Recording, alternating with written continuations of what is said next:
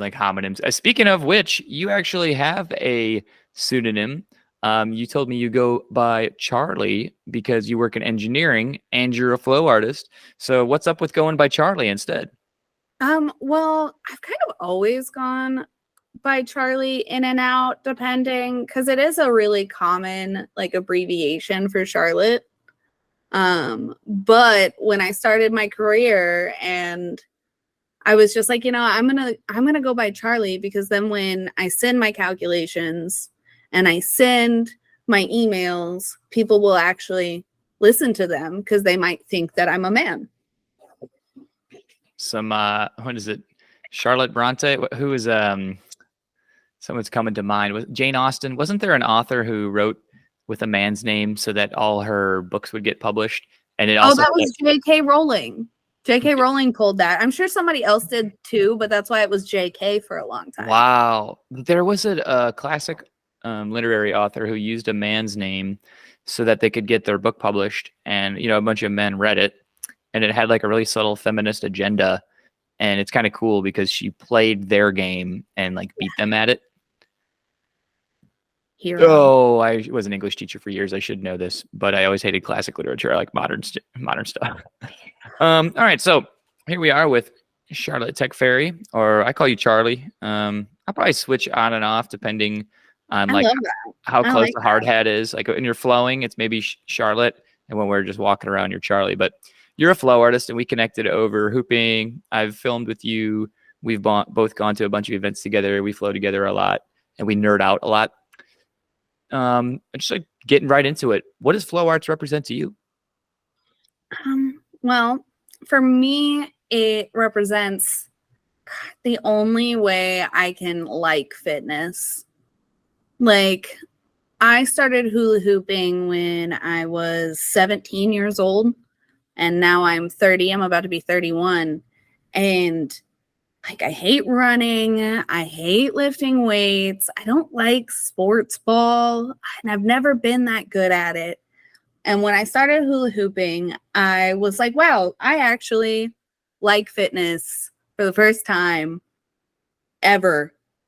And so I think initially it was just like a really great workout for me. And then, I had like some flow jams in St. Louis, right? When I lived in St. Louis. And when I moved to Portland, it was like, oh, there's like 200 flow artists in flow this arts city. Mecca. Yeah.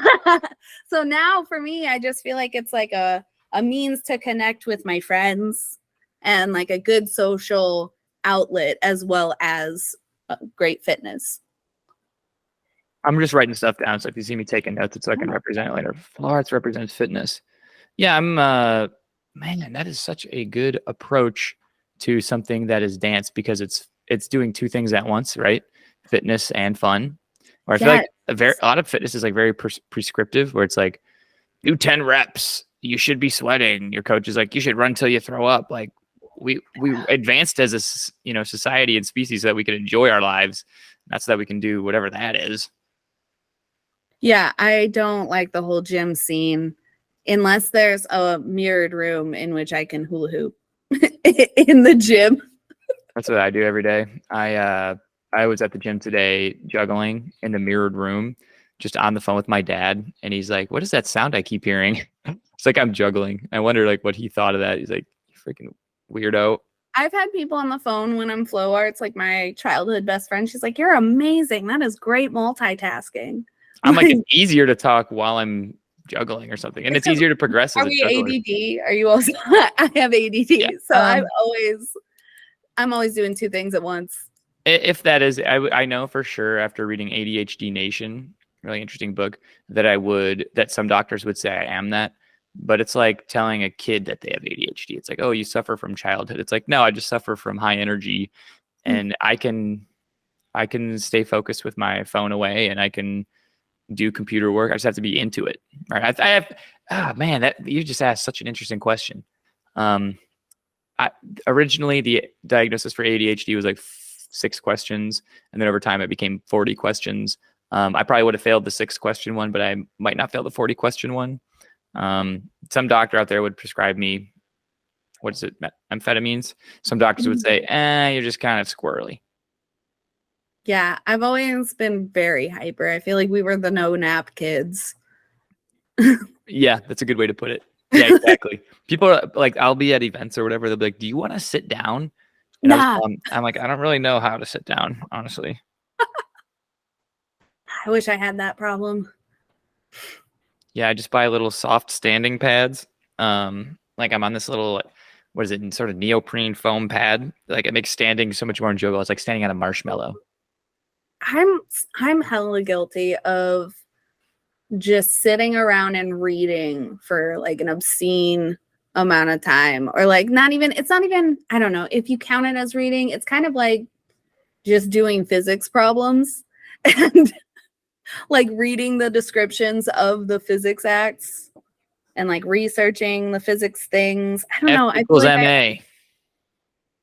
yeah, it's true. It all comes back to F equals MA. I had a really interesting physics. The person who taught me physics had a master's in physics and no, it was a PhD in physics, a PhD in mathematics, and a bachelor's in chemistry.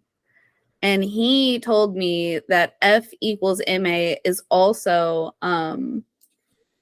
like that Q equals IV. Like it's all just about the flow and the magnitude of the flow. The flow. Yeah. And I think about that all the time. Because Wow. comparing like forces to a circuit is very interesting to me. But also, I learned in my eco-hydrology grad class that the way leaves absorb liquid, that math also works like circuit math. Like Which the is water just, tension pulls it through the veins the same way that like electrostatic tension pulls it through the. yes. I actually don't even know how electricity goes through a circuit board. It's all It doesn't travel through metal only, right? It doesn't just it's all travel. just Q equals AV at the end of the day, right? Like the resultant is like the force and the amount of the current. And so like I don't know, it's just really fascinating. I'm not an electrical engineer. That's why it's fun, because it's like kind of new to you. So what are you in the flow arts world? Flow arts curator is not just about flow arts, but I like to use it as a lens, and I'm making a hoop. It's our lens. How do we understand ourselves in social situations? Because you're kind of rare in the fact that like you really enjoy your career and can talk about it in a positive way. A lot of people don't have that. Like all they have is flow arts. What is your, do you have the same title in both domains, or do you have different titles? I think I'm the extrovert in both of those domains.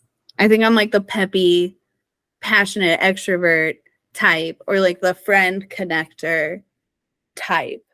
Like, oh, do you know this person? Have you met this person? Are you two friends? Are we all friends? What's up?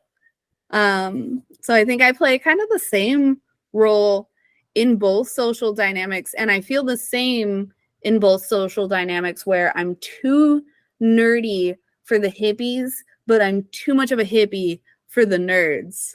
And so Relatable. Yeah, relatable. like, I'm just like, I never quite, I almost don't hit the mark. Like I kind of mentioned, like Kindle to my boss. I was like, do you care about September time off? And he's like, no, I don't care about September time off. And I was like, sorry, I'm really excited because I'm going to this fire dancing retreat. And I just felt, God, you could feel the tension with a knife in that Zoom call. He's like, oh, okay. All right. And then he just like moved past it. It was like, next topic. And I was like, oh, God, shouldn't have said anything at all. Is he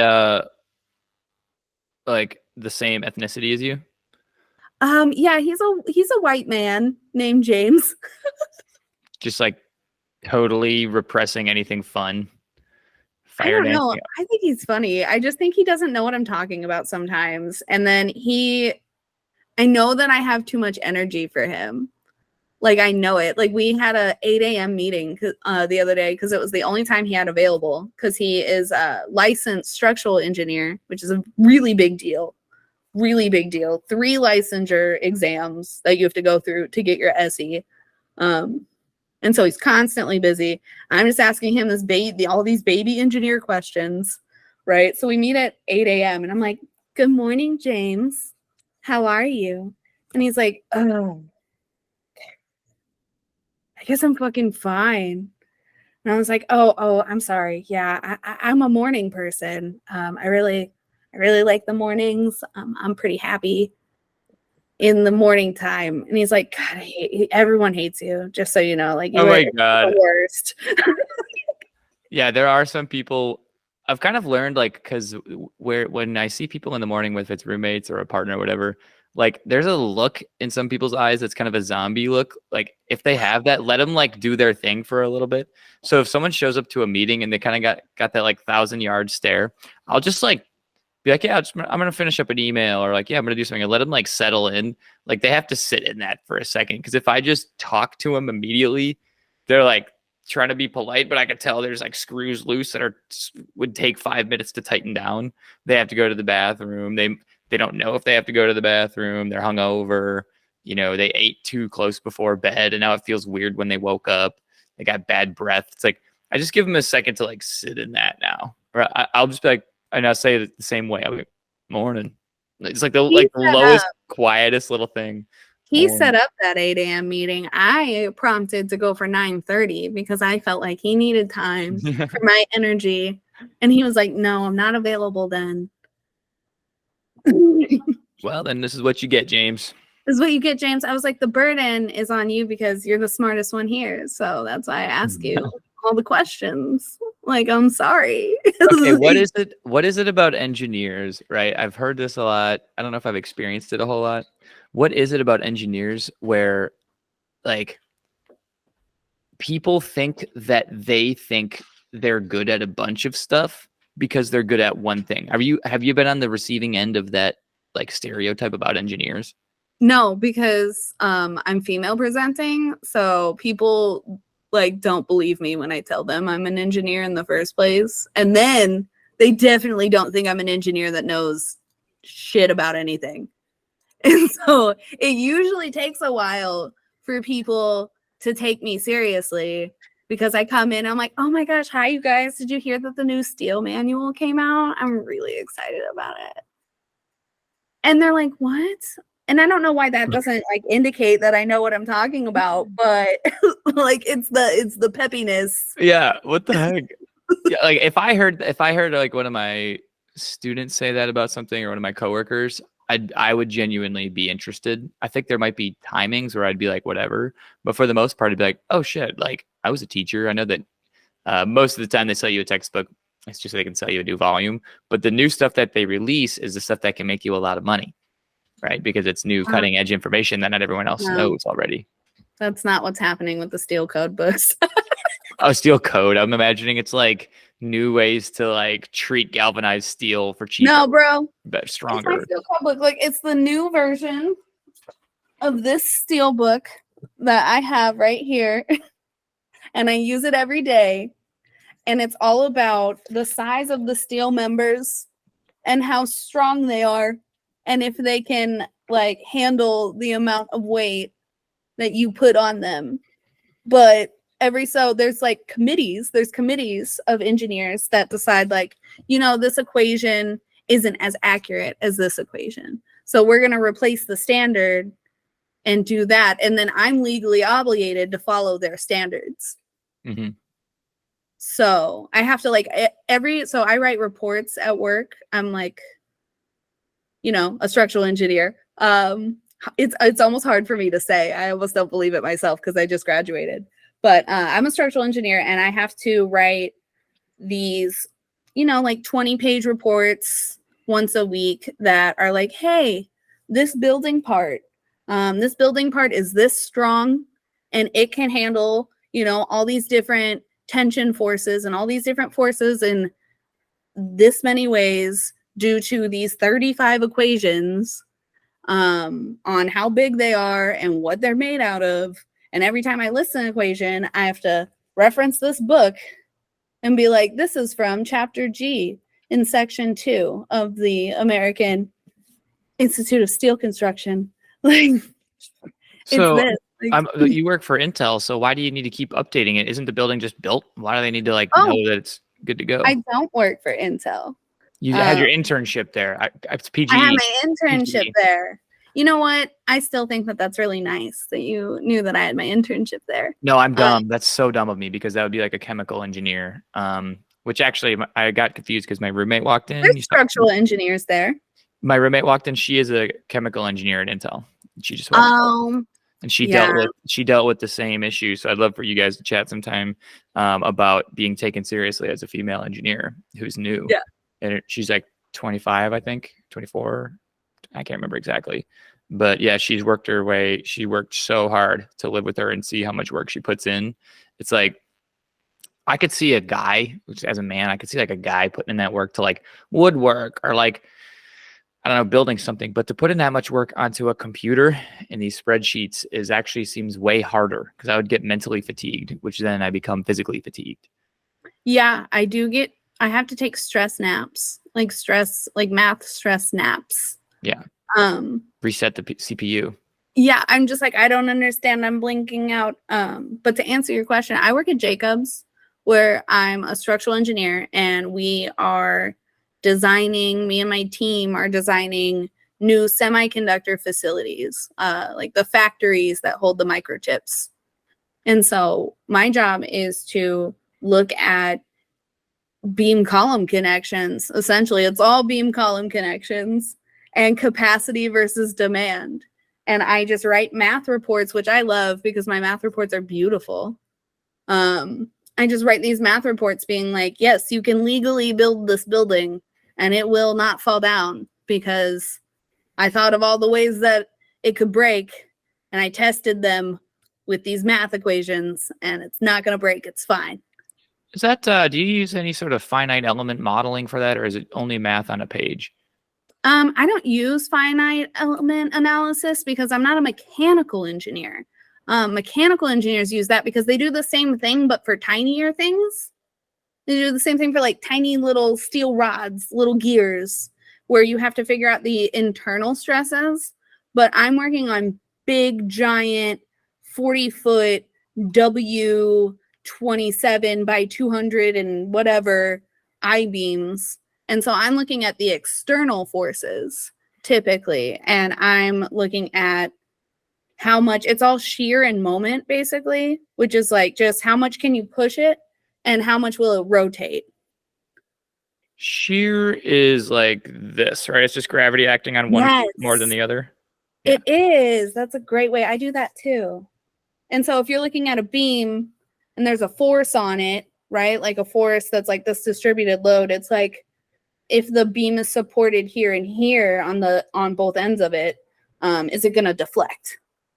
Right. That's basically all I'm looking. I wanted to say you're a roof expert, but it's more like you're the columns that hold up the roof expert.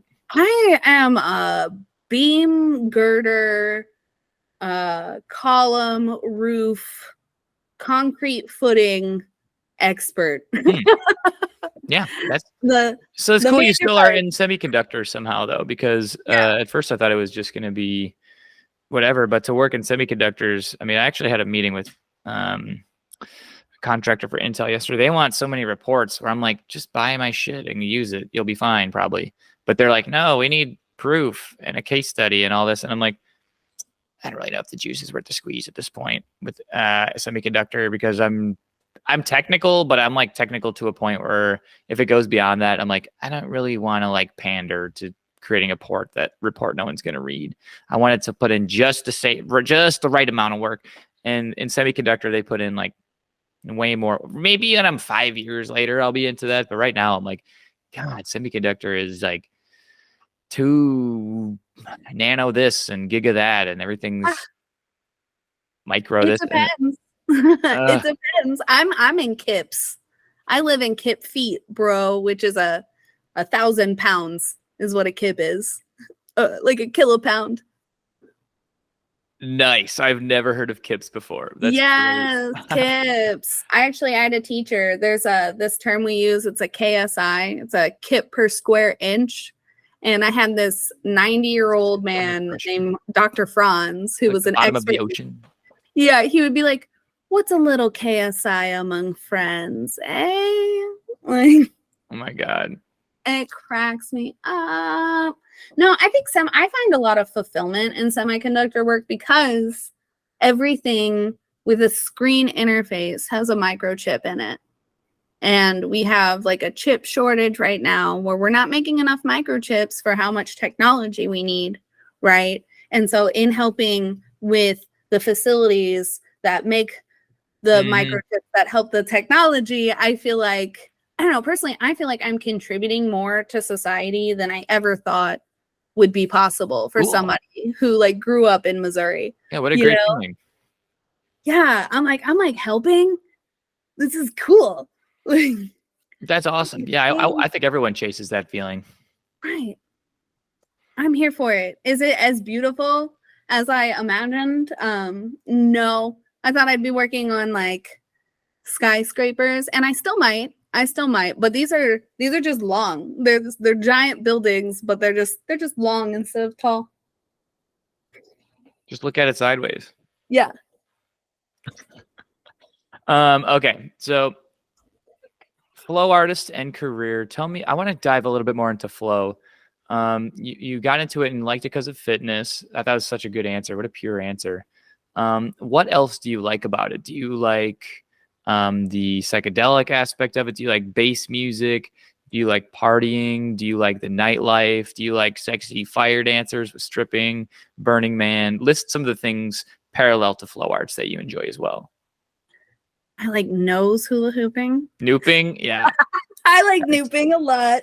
I like being able to like express myself, and I like that I can emote the level of confidence that I genuinely feel. Whereas I feel like a lot of times in social settings, my level of confidence, people don't like it. So I feel like I have to dim it a lot of the times because then it makes people feel bad.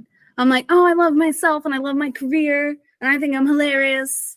And people are like, oh, I don't know about that. But I can express those. I can express all those feelings while I'm fire dancing. That's really funny because when I watch you spin fire hoop, you seem like, at least yesterday, you seemed really chill.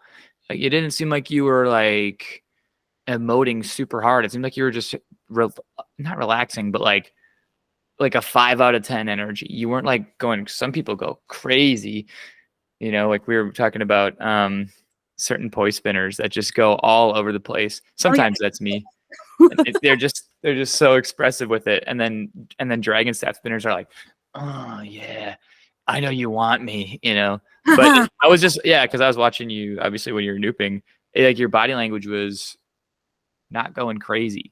So maybe in your head you're emoting super hard, but I was watching. I was like, that's just a skilled hooper having fun.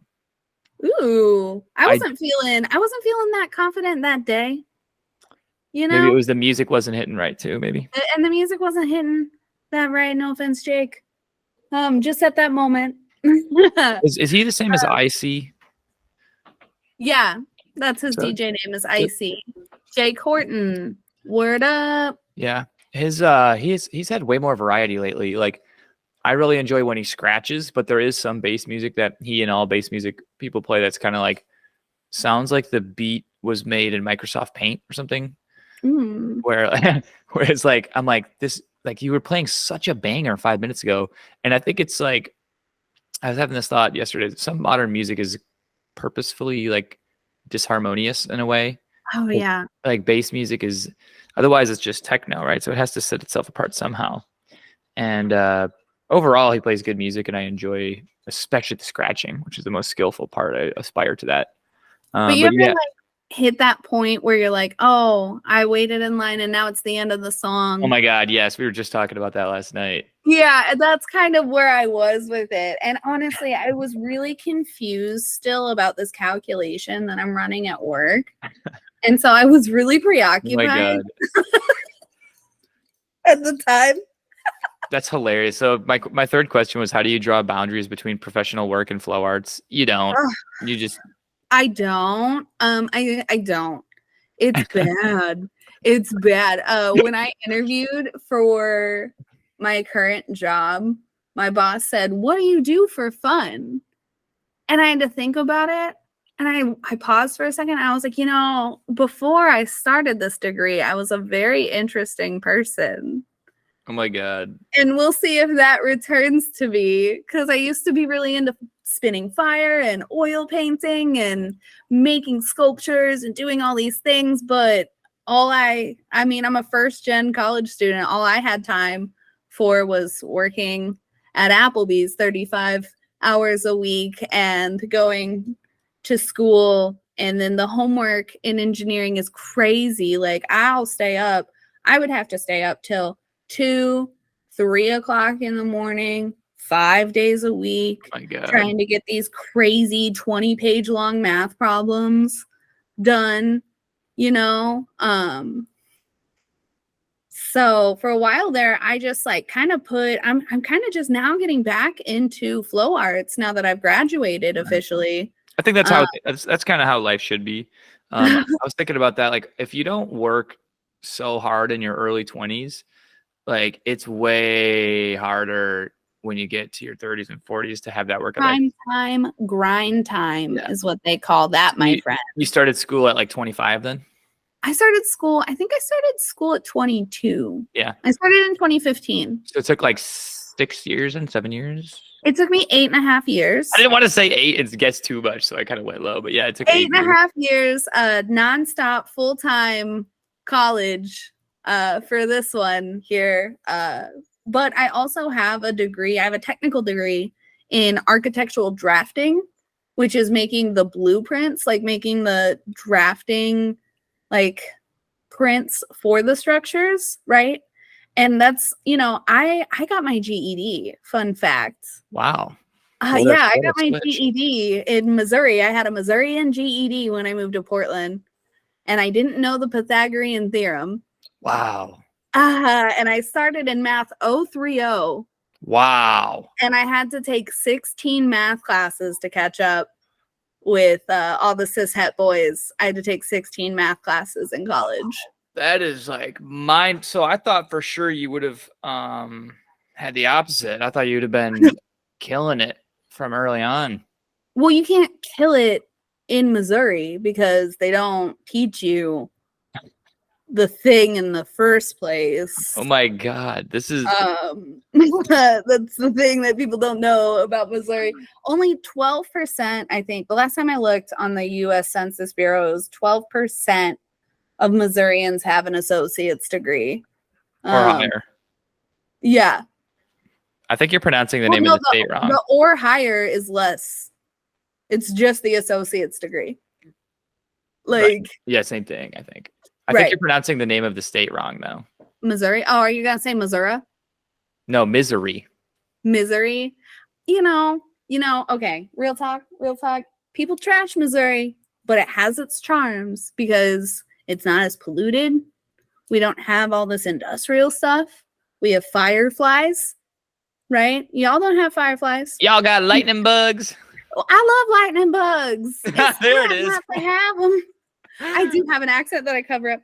I miss the thunderstorms. I'll take the tornado warnings that come with them. They're pretty. Oh my God. That's so funny, though, that it's Southern accent. I need to hear more of that. I can show you. My girlfriend goes, I love when you use your Southern accent non-sarcastically. Y'all come fix y'all plate. The collard greens are ready, child. Oh yeah, I don't know. It's funny because I had somebody say that like Southern accents are actually closer to British accents with a different twang on it. And it makes a lot of sense considering that it was colonized first. But no, yeah, I'm a first generation college student. My dad has an 10th grade education. My sister has an 8th grade education. I have an uncle with a 6th grade education. And my dad and my sister, I genuinely would say, are illiterate. Wow. Yeah, they can't read. It's crazy to me because all I do is read. And so it's hard for me. I try to imagine it. I'm like, what is their life like? Like they can read maybe a sentence, but if I put like a Junie B. Jones book in either of their hands, they couldn't read it. Those are such good books too. I love those books. I was a boy, so I read Encyclopedia Brown, but I always looked at Judy B. Jones. Like if I run out of these, I'm switching over to Judy. I've definitely read one. You probably read more than one. You're just holding back. Don't lie to us, boy. Don't lie to us. It's okay. Okay, so speaking of gender and everything like that, this is a little bit of a tense part. I'm comfortable with the tension, but like I want to give you a chance to speak your mind and give you the same chance that Phil had. I had Phil on the podcast, and you and Phil agree on so much, except for one key difference that has formed a rift. You do not believe that this term should be used to describe a large amount of people who are trans, but Phil thinks that this term is going to set a lot of people free. What do you dislike about this term, and what might be a better term, and what's Phil got wrong about this label? It's not the term. It's not the term that I have a problem with, or even the idea. What I struggle with in reading this book is the lack of logic and reasoning within the book and the means and methods in which the author uses to make some of his bold statements that lead to hasty generalizations. So it's about being attracted to being something other than what you're born as. So it's almost like that's fine. I'm fine with that. What I disagree with is the author saying things like sexual dimorphism in humans is why men will, and I quote, fuck anything that moves. I feel like that's a hasty generalization there. There's just logical fallacies riddled within this book, scattered amongst almost every page. And it's not the idea of the book, it's the credibility that the book stands on, which could be cleaned up. That could be cleaned up. That's what I'm saying is I'm saying anyone's first, like my first album was pretty bad. Like things got better. Each project I put out got better. And I honestly think it's really vanilla. Like I didn't see anything that was that heinous in it, but there's certainly some where there's logical jumps where he'll jump from A to B and then B to C and then C to D, and they'll each be their own little thing. But by the time you get to like, halfway across, it's like, well, we really jumped a lot. And unfortunately, I haven't read the whole thing. I mean, I've only read like, I don't know anyone who's read the whole thing so far. So far, I got into it, 1/20th of the way through. Yeah. But I think I'm 10% of the way through, but isn't that it's like a very specific fallacy of it's cross-referencing. It's the cross-referencing fallacy, which information that is supported by multiple it's like it's the fallacy where you repeat the like thesis, like you repeat the point of what you're saying over and over to confirm the statement that you're making. Right. Yeah. No, I've encountered that there's like many logical fallacies that are parallel to that and look like that, but I know exactly what you're saying. It's kind of a myopic view of something. Yeah. And like there are so many references in here. There's moments, those aren't references. Like that's not a reference. Sources. Like it's not a source though. Actually, I looked it up, and what defines a source is you need expertise, accuracy, objectivity. It's got to be time concurrent. It's got to be peer reviewed, have a good reputation, and transparency. And that's the thing. It's like you can't, yes, he lists these books and he says that he read them, but I want to know what those authors said in those books. But all references. That's a glossary. Yeah. That's a glossary with recommended books at the end of it. It has the page number on it. Each one has a page number. But to cite a source, to cite another author, right? You have to paraphrase something that they said. You need to put it in quotation marks. You need to tell me what they said specifically, right? And it's more of a problem with means and methods. Yeah, the question Than mark isn't anything there. else. And also just some of them, like for example, is a really zoomed in one, but I'm just like flipping through. They will have a single word, and then they'll have the 39. So they'll have that doesn't count. But that's what I'm saying. It doesn't count though. It sure feels like it's legit. It's maybe because it's not peer reviewed. And if it's peer reviewed, I'll give it a second chance. It needs to be peer reviewed and grammar checked, because there's grammar errors and words like sexness that aren't real words, right? Like his definitions that he made up, that's fine. Like we can say that those are real words, but random other words thrown in there. I mean, I've read, it kind of reminds me of when I read Twilight, right? And how is this so popular, right? I would notice that the author would use a word but not quite know the meaning of that word. And it just seemed like they read the thesaurus and plugged it into their writing without it really making a lot of sense. And that's kind of what I got. That's like the feeling I got from this book, minus the thesaurus. Interesting. So I guess like I was a blank slate, and I look up to Phil as a flow artist so much because of his skill that I assume that anyone who can juggle 5 hoops and then catch them on their feet and then do a handstand, that credibility translates to research. If they come up with a book this thick with, I think it's actually over 500 little numbers with a thing next to it, I just assumed it would be credible because they're juggling so good. It's almost like, Phil doesn't like combine and say, since I'm a good juggler, you could believe this, but my natural human tendency is to believe that anyone who got that good at juggling, like they must be a good writer, because I'm a decent juggler and a pretty dang good writer. So it's like it's interesting translation of credibility. I know it doesn't translate, but for some reason my brain is like, it's gotta be. I haven't read it, nor have I taken notes on it. Oh yeah, I mean, a white man says something, so it must be true, right? He says it over and over again. It's got to be facts, and maybe that's a thing as somebody who is AFAB, right?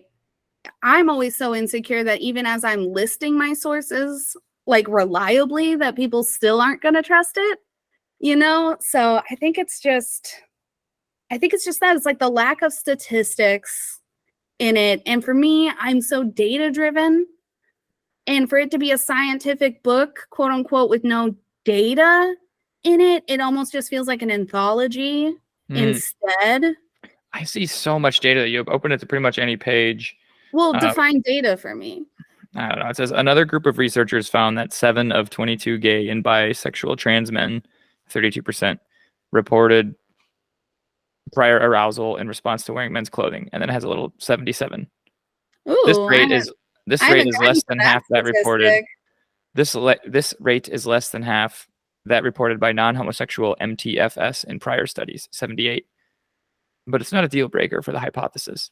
So it's just very like scientific feeling. Man, like technobabble is scientific feeling.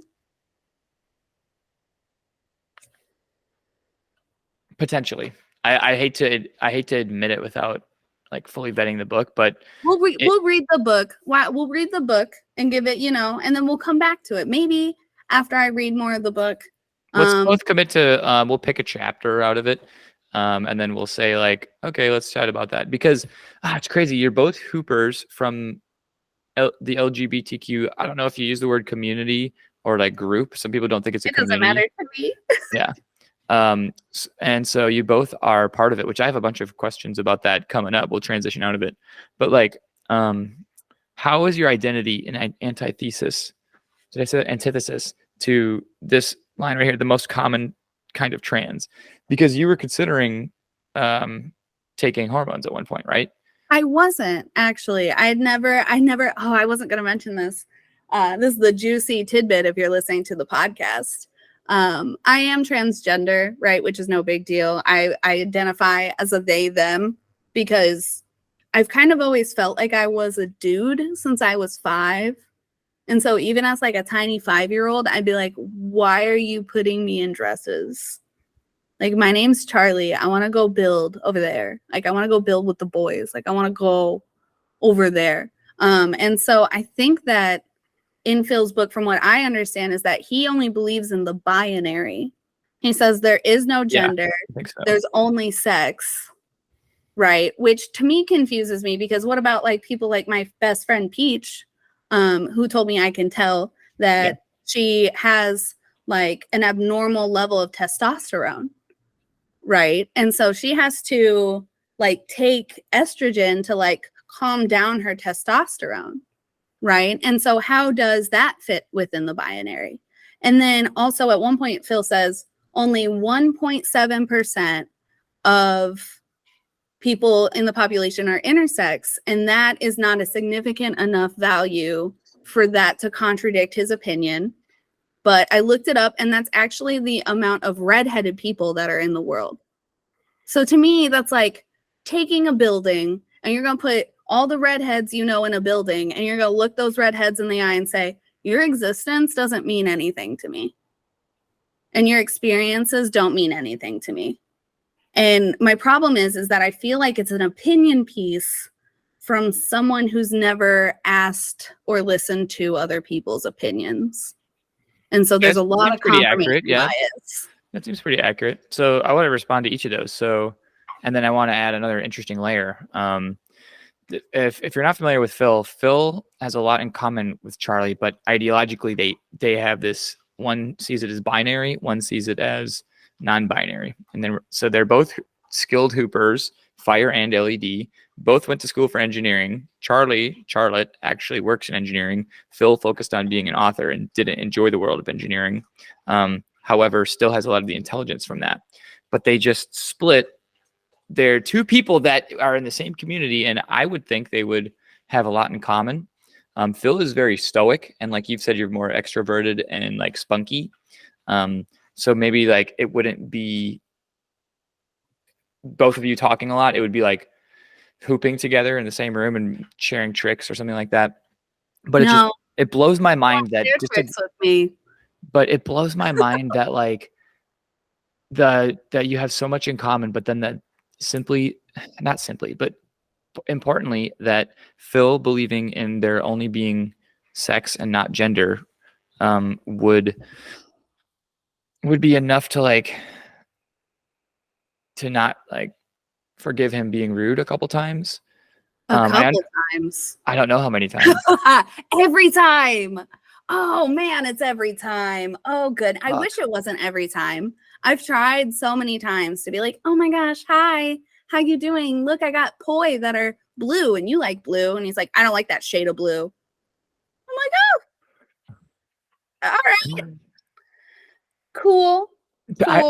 I have experienced, it took a couple years because I really like people to like me. I'm like really anxious about it. And then I'm like, I can't believe I messed it up. And I'm like, it doesn't matter. It took a while of. You're a likable guy. I think that what I did is I just juggled near Phil for many years and would make fun of myself because poi is a dumb thing to juggle and hoops are amazing. And then I offered to film and showed interest in the book, and it took a long time. But now that I'm close enough with Phil to like, yeah, I feel as though I can represent his side of things without putting my foot in my mouth too bad. I would say he's stoic and really hard to approach. And you're like really. I don't have a hard time approaching Phil at all. The problems I have is when he says things like, I hated engineering and it was a toxic environment, so I could really see where you would enjoy it. And I'm like, what? There's no need for you to personally insult me to my face right now, sir. And it's every time. It's every time I've ever talked to him for 10 years. And finally on the 10th year, I was like, I give up on having interactions with this person. I just give up because it just makes me feel bad about myself. Like the whole objective is to make me feel bad about myself. And then the book came out and I separately disagreed with that because I try to pretend like he didn't write it. Yeah, the book's not like flying off the shelves or anything. It just represents somebody's like hard work trying to put let's call it a scientific opinion out there. Like, I know you would say it isn't scientific. To me, as a baby scientist, like, it definitely would qualify as a scientific like opinion piece. And so as someone who wants to learn more about lesbian, gay, bi, trans, queer, pansexual, like all that, because I don't have that lifestyle. I noticed that there's a lot of people who are, LGBT and all that, like, who are really good performers. And then there's a lot of that in the flow arts community. So I feel as though if I understand it better, I'm going to be able to sit at the table with the really high performers like Johnny Nuriel and Isaiah and some of the other more, queer performers. And so I'm like, you're just also very compassionate as a person, and not a lot of people think like that.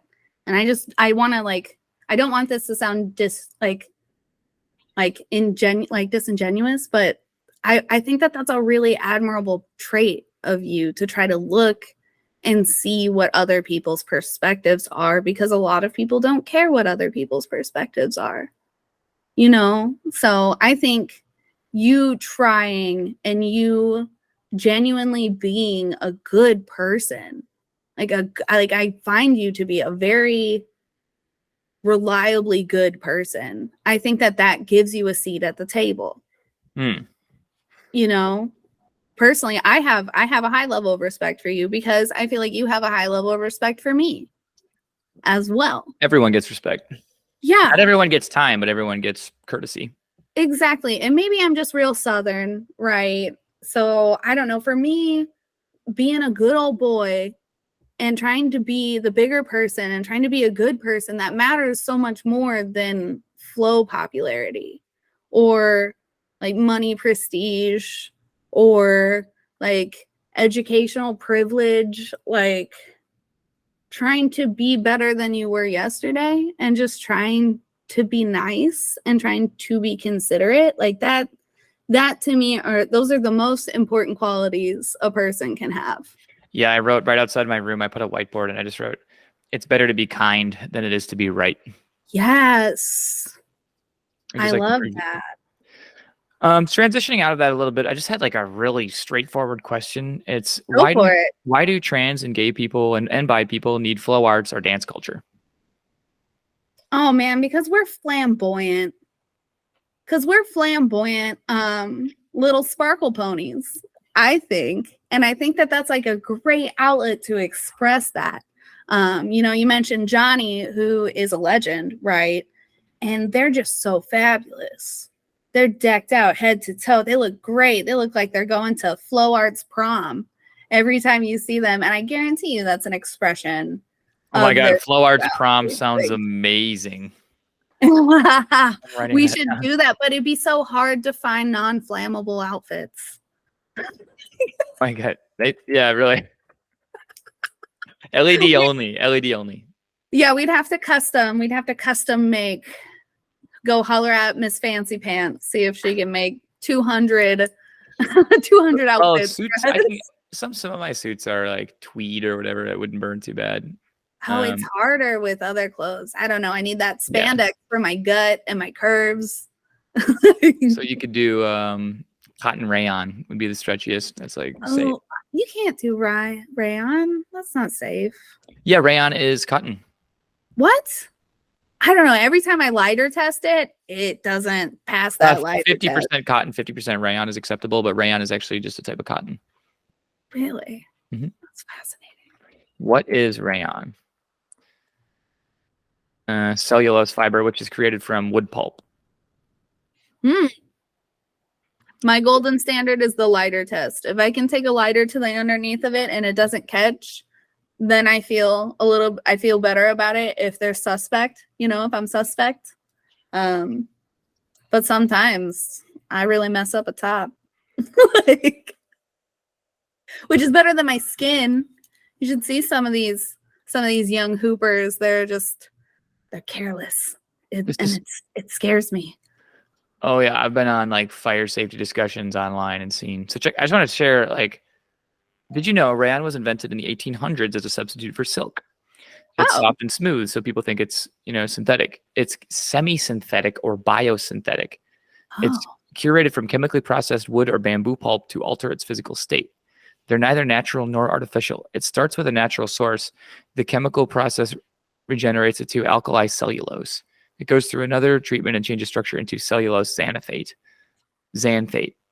Um, After various procedures, you get the silky smooth rayon. So that's why I do cotton poly rayon is my favorite fire spinning shirt because it fits really tight and it won't burn right away. Like eventually it may, that 6% may melt, but cotton poly rayon is like mwah, the best fire spinning hmm. shirt, especially to do slit weave stuff in.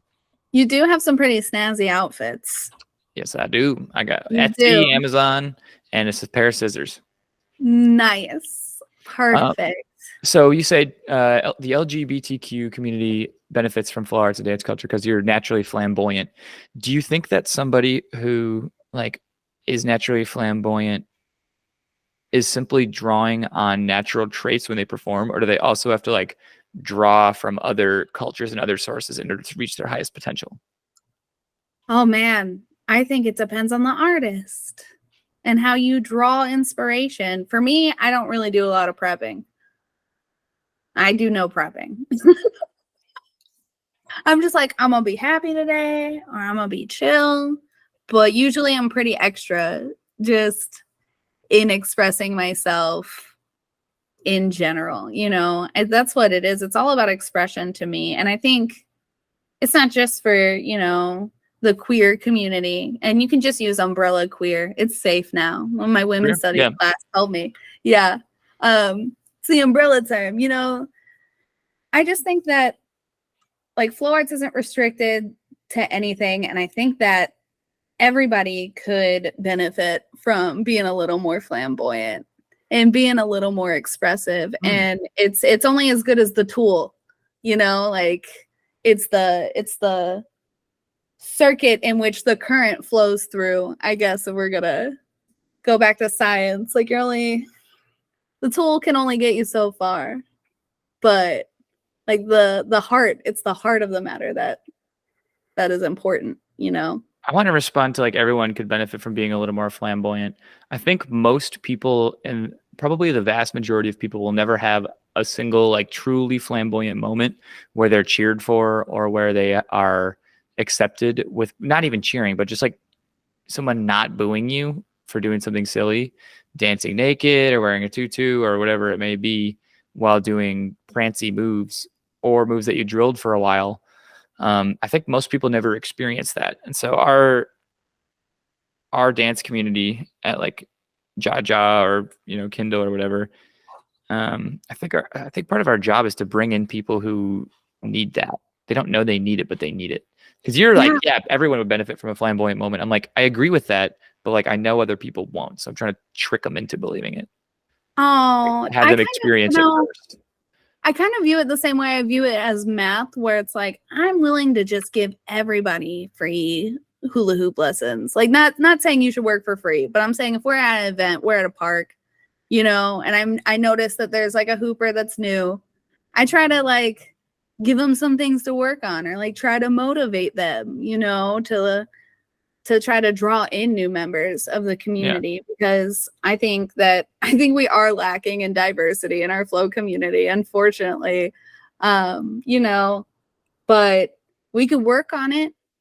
Like I love how Kindle is doing like BIPOC scholarships. I thought that was so brilliant. That's so smart. And well deserved, honestly, because unfortunately I feel like flow artists can be a little exclusive.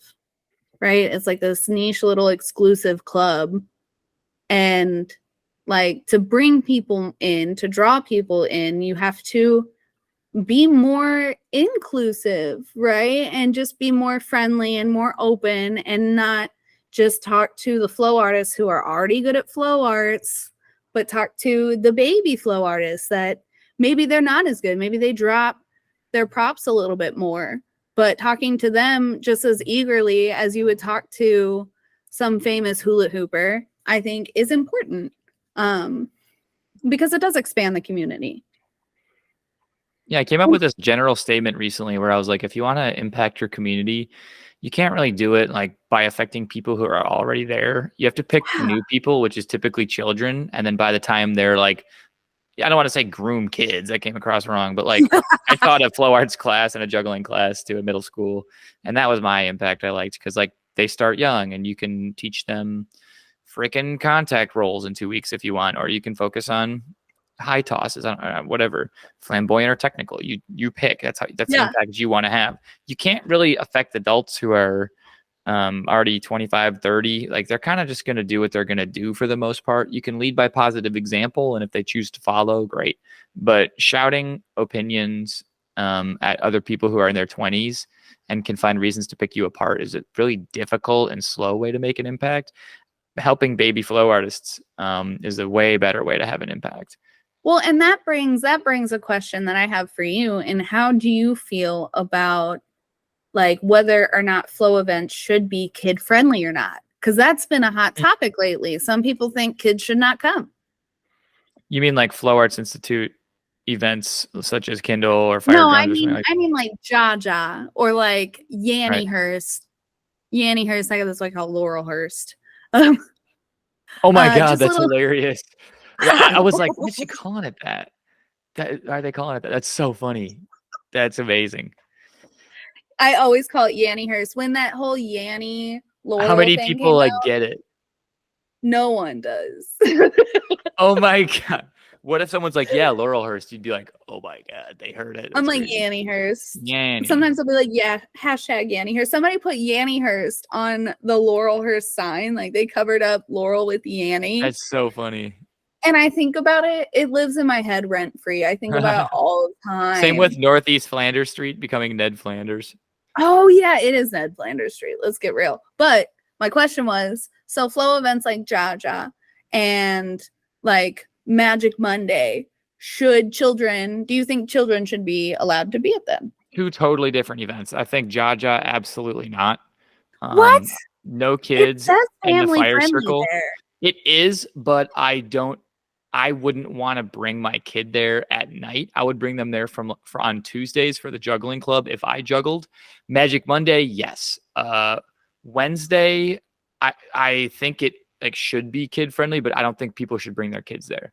Oh yeah, that's definitely not a kid friendly environment. Because it's not kid friendly because of the props flying everywhere. Now inside, yes, but everyone was outside last night. Like, I just don't think that kind of environment is ideal. I would take them there and I'll watch a couple burns and I'll show them how to support the artists, but I'm not going to let them run free there. I'm not going to bring my friend's kid there. I'll bring my kid and I'll keep my hand on him and I'll just say, hey, this is a bunch of adults. Like we're going to be really respectful of them and we're going to not be here very long. And you pick one or two people you want to talk to and ask them a couple questions and we'll touch and go.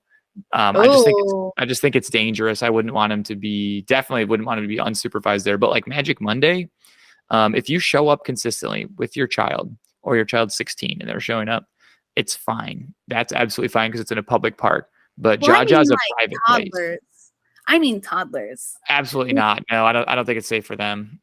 Magic Monday, yes, but not Jaja. I don't think that an adult party with flow arts is a safe space for kids. I'm guilty. I'm guilty of bringing a toddler to Jaja because my best friend has a toddler and she is responsible for the life of this toddler. And if she doesn't bring the toddler, she doesn't get to come. So it's on like how long does she stay and where does she stand in the crowd and everything? She admittedly did get a little bit wily when the fire spinning started, but only because she wanted to sit in the fire safety seat. That's fine. Yeah, as long as you got and watch it. Yeah, a kid can get really injured. I haven't ever seen it despite performing for kids shows for so long. I've never had an issue, but like if my Blaze Comet flew off and kids like freeze up.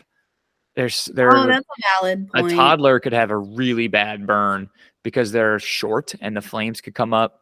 Yeah, I'm not a safety I'm not obsessed with safety, but I would be kind of uncomfortable. am. If you had an infant, fine, expose them. It's loud bass music. You'd want to definitely put some earplugs in your We kids. did have earplugs. Yeah. Yeah, earmuffs or earplugs would be good. I would say in the indoor area, I've taught tons of little kids in there and let them play with my LEDs.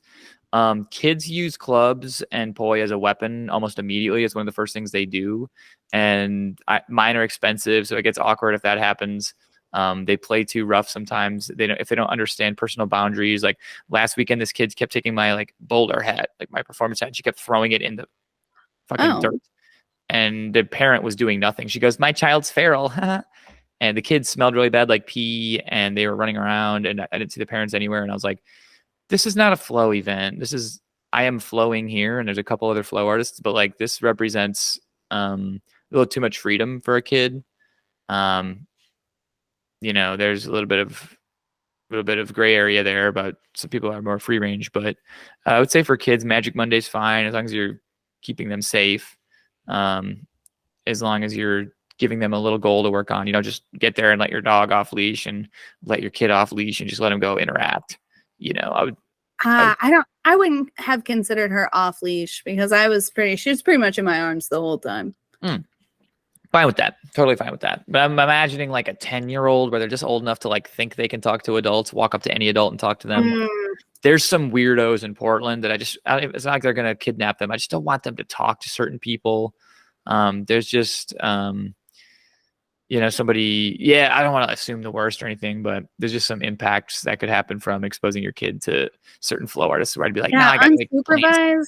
That does scare me. That changes it. It makes a lot of times they're unsupervised. Oh yeah. I see them come through and it'll be like 10 at night. What? Okay. Yeah. That's heinous. That's crazy to me. Yeah, 7 to 8, 7 to 9. I'm fine. Bring your kid out and show them some cool stuff, especially if you're teaching them how to do it there or at home. Yeah, like Luna had her own props. Yeah, I 100% approve of that. I just didn't want to give a blanket statement like, bring all the kids out. Just because I've been a teacher and I had, 2 little cousins I lived with, and I know the way they process stuff is like at the wrong time, and they'll say things that get you in trouble. And it's not like they're going to get Child Protective Services involved, but definitely they're going to tell their friends about it, and then their friends are going to go tell their parents. And they're always going to say if someone was smoking weed, they're going to bring that up. And especially if, God forbid, anything else, they bring it up. That's what they do. So my mom and dad took me to a music festival when I was 6. And I got to say, I was confused the whole time. The whole time. I was like, Mom, why are all these dirty people camping together? Like, I thought camping was you get away from people. Like, I don't understand why it's so crowded here. Yeah, 6-year-old would be so hard to explain. It'd be fun to explain it to a 6-year-old, honestly. No one explained it. Oh. No one explained it. And so I was just I was like, why is there a stage? And where are my parents? And why are like strangers telling me I'm cute and like giving me tie-dye shirts? That I'm fine with that in its purest form, but just like, yeah. It was just very confusing, I gotta say, as a 6-year-old, and I was pretty with it as a 6-year-old, I was very confused, and my sister was only 3. And so I don't think she was old enough to really be confused, but I had no idea why all these dirty people were camping in the same spot. Why does it smell like sweat? Yeah. I don't think these people are all dirty. I was prissy at 6 and continue to be prissy at 31. Well, let's wrap it up with, I got a question that I'll share mine on as well. But this could be an hour-long topic. How has your life improved since committing to learning hooping? I would say my confidence has grown, but most importantly that my support system has grown the most from flow arts. Like people like Brandon Archer and Kyle Thorne and, Singular Pocket and Multiple Pockets, they just have my heart. And being stuck in engineering all the time where it's just all these, I call them Marvins, is what I call socially awkward engineers. Just being around Marvins all the time is so draining. So for me, flow arts is just like this breath of fresh air where, God, I can be myself and people are not going to think I'm weird for once in my whole day. And I can laugh and have fun and do fitness with. So, yeah, Two things in a row. that's my answer. What's your answer? I keep looking up and seeing under my notes, men will fuck anything that moves. I need to delete that. God, I cannot believe I was shook nasty when I read that. Oh. How has your life improved since committing to learning hoop dance? So specific to flow arts, I would say performing has been a really fun part for me, and making money and friends that way is good. Gaining confidence. I do not enjoy lifting weights that much. So when I go to the gym, I usually juggle. It gives me something to do when it's rainy out at the gym. When I was going through college, to be able to take breaks between long computer periods of like typing stuff, that benefited me and got me through that. And then I really like technology, so there's a lot of LED and like fire technology out there now that's fun to nerd out with. Flow arts, like getting good at juggling and pass juggling and partner juggling is how I got my current partner. I would never have, honestly, I don't know if I could ever attain a woman as attractive as I got right now. Oh, you are underestimating yourself, sir. But the reason that people think I'm hot is because I'm good at it. People don't just, rarely do people come up to me and be like, oh, you're hot. It's usually like if I'm performing, they're like, you're super hot. Oh, really? I'm a sapiosexual. So the fact that you're very compassionate and you're very intelligent, that would be more sexually attractive to me than being a performer by like a lot. That's by so like a very significant amount. That I think the average person though probably sees me as like very average, but then the average person, because like my I don't even like lead with intelligence more than 10% of the time. I usually lead with like either humor or like gassing other people up. It's behind your eyes, you can tell when somebody's smart, when somebody's with it, right? By how they carry themselves, their composure, their reasoning and logic. For me, I don't know. For me, so my best friend Peach, she's always like, why are you not attracted to the men that I'm attracted to? Why don't you find them sexy? I'm so upset. And I'd be like, I don't know, because they're not mathematicians. Like, I don't know, because I haven't heard them talk about philosophy. Do they read books? Like, do you think that you're like attracted to it as an adult because you didn't have it as a kid? Like, since Missouri was so not intellectual, now that you are exposed to it, it's like the best thing ever. Have you ever seen Matilda? Yes, with the chokey and the chocolate cake. That's that movie, right? Yes. Yeah, I can't remember it too good, but okay. Yeah. I always feel like I relate to Matilda, where her parents would just make fun of her for reading. Oh my God. And I'm like, oh, that's me. Oh God, that's me. That movie exists for sure. Oh my gosh. Yeah. My dad, when I went home, because my cousin had cancer. She was dying of cancer. And so I went home for a term, like a little bit of a term, to spend time with her before she passed. And it was Zoom University. So I did a lot of my homework at my parents' house. And my dad's like, is this all you do all day? You just sit on your ass and you read? You think you're a big shot because you do that? You think you're an important person? And I was like, I just really want to pass this structural analysis test, bro. And I had intelligent friends, but even as a child, I dated the nerdy boys because I was like, but we have really interesting conversations, even though maybe other people don't find them very attractive. Hey, Chads can talk about lifted trucks, and it can be really interesting as long as you agree with everything they say. As long as I care about lifted trucks. As long as you think violence is a good solution to everything. Right? Like, what surprises me about my current partner is that she's intelligent, but not in the same way that I'm intelligent. And I find that fascinating because she's really like linguistic. Like, she speaks Japanese, and she knows a little bit of French. Yeah, she taught English in Japan for 5 years, so she's very cultured. But most importantly, she's so like people smart, which is hard to quantify, but she's really good at like figuring out how to respond to somebody politely, even when you're frustrated. or like how to, you know, like be the bigger person and like walk away from things. And she's very, very intelligent in that way. But because I'm math intelligent, she's like, you're smart and I'm not smart. And I'm like, no, that's not true. Like, that's not true at all. Like, you are very smart, and that is why I am attracted to you. Do you know how many types of intelligence there are? 13. 13? I thought so. I've got 8, and then we can add 5 more. Linguistic, mathematic, which for some reason it's mathematical / logical, kinesthetic, interpersonal, intrapersonal, musical, natural, and visual spatial. Oh, it is 8.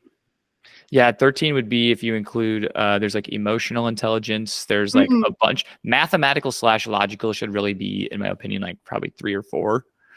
So yeah, it's probably closer to that. But those are like the ones that are recognized by, is it whatever the source was? I think that I'm known for being math intelligent and logic, but really my top number 1 intelligence is the intrapersonal intelligence, because I have always known myself and what I stand for and like what my core values are, and who I am. I've always known since I've always had a very good sense of self and like why things make me feel the way I do and why I react to things that I do. And I guess that's why I value like other types of intelligences too, because like, I don't know, like my sister who has an 8th grade education and can't read, she's so intelligent at being a drug dealer. I'm surprised she can do the numbers right. Right. She's like, I don't know math. And I was like, bitch, you're a drug dealer. You do math every day. And she's like, oh, I do math every day. And I'm like, I know that you do. And you do it quickly and you do it in your head. Like, so I don't know. I think everybody has value and everybody's intelligent in their own ways, I guess, optimistically. Yeah, I see it that way as well. And once you become aware of the 8 types of intelligence, intrapersonal is the hardest one to quantify, I think, over all the other ones, because it's like you're the only judge of how well you know yourself. Like, besides a therapist who knew you for 10 years, there's like no other way of getting it. I know so many people, especially the Marvins. The Marvins, I feel like the socially awkward engineers, they're not very intrapersonally intelligent. And I think I noticed it in joining engineering school, because they're like, I don't know what I want. I don't know what I want in life. I don't know what I stand for. I'm just a limp little noodle. But they got that math logic. They're like, I'm good at math, so I'm here. Like, see, I like people like that, because when you put them to a task, they don't get distracted by their emotions. Where like if you put me to a task, like a third of the way through, I'll be like enraged that it's like things aren't going my way. I'm like, I did everything I could do, even though it was only 10 minutes of work. You know, it's like, so my emotions get in the way because I know myself so well. Is a part of my math process. Genuinely. Every page had tears on it. No, it's just like every so often so my units aren't tracking, right? Because it's all about the units. Like if you put a number, you better have a unit, and those units, they better cancel. I want that PILF. I want that pound per linear foot unit. And sometimes I'll like guess the wrong width of something, and I'll be like, my units, they're not working out. And I can't say that this math equation is valid because the units don't make any sense. And I don't know how I did it wrong. The units. Oh my God, that's going to be me. Yeah, working in like ppm and then like micro Siemens and ppb. I'm like, gosh, dang it. I do not like unit conversions. Oh my gosh. I have to live in barbarian units. It's all pounds and like feet and inches, KSI, PSI. I got PILFs and KILFs. Gotta get that PILF. Yeah, gotta get that PILF. You get that PILF, I'll get that micro Siemens. Yeah. Which is like conductivity. I can't remember. No, what is total? I think it's conductivity. I don't even remember what it is. Conductivity is a hard concept, to be fair. Yeah, somebody called it resistivity yesterday, and I was like, yeah, this actually makes more sense. But yeah. Yeah, I agree with that. That usually helps me like understand it more. I always imagine water and there being something that like blocks that water to like resist the flow. Right? I don't know. Yeah, electrical current basically because of the total dissolved solids. It all Anyway, comes back to that. I think my physics teacher was right. F equals ma. Yes. E equals mc squared. Words All to right. live by. Well, this has been great. We opened a can of worms. We also talked about your upbringing and how you transcended it. Other topics that we'll touch on another time would be like a deeper dive into the book we were talking about, other ways that we've transcended our Christian upbringings, and most importantly, kids at Flow Arts events. I look forward to like exploring that again, because that's it's how we're going to improve the community. It's the only way. But kids are also an increasingly rare commodity nowadays, and they're going to be more guarded than ever. And we're a openly ridiculous community. So I don't know if I'd let my children hang out with some of these hippies. collectively. Theoretically, the theoretical hippies and the theoretical children. Yeah. Well, it's been great. I really appreciate your time. Thank you so much for having me.